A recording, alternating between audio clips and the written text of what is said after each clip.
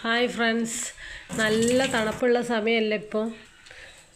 രാവിലെ എണീച്ചിക്കാണെങ്കിൽ ഭയങ്കര തണുപ്പും പുറത്തിറങ്ങാൻ വയ്യ. അതിൻ്റെ കൂടെ ജലദോഷം, ചുമയും, പനിയും എല്ലാം. എന്നാൽ പിന്നെ നമുക്ക് രാവിലെ ഒരു കാപ്പി ഉണ്ടാക്കിയാലോ?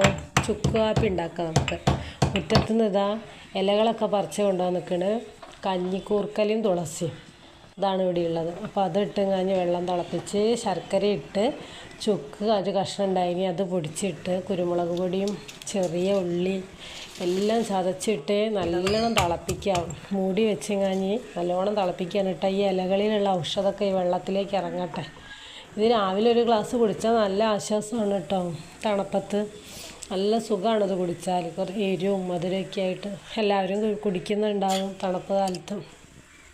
പിന്നെ നല്ല കാപ്പിപ്പൊടി ഇട്ട് നല്ലോണം തിളപ്പിച്ച് ആറ്റി അരിച്ചെടുത്ത് കുടിക്കട്ടെ. കുടിക്കാത്തവരുണ്ടെങ്കിൽ എല്ലാവരും രാവിലെ ഇതുപോലെയൊക്കെ ഒന്ന് ചെയ്ത് നോക്കി കേട്ടോ. നല്ല ആശ്വാസം ഉണ്ടാവും.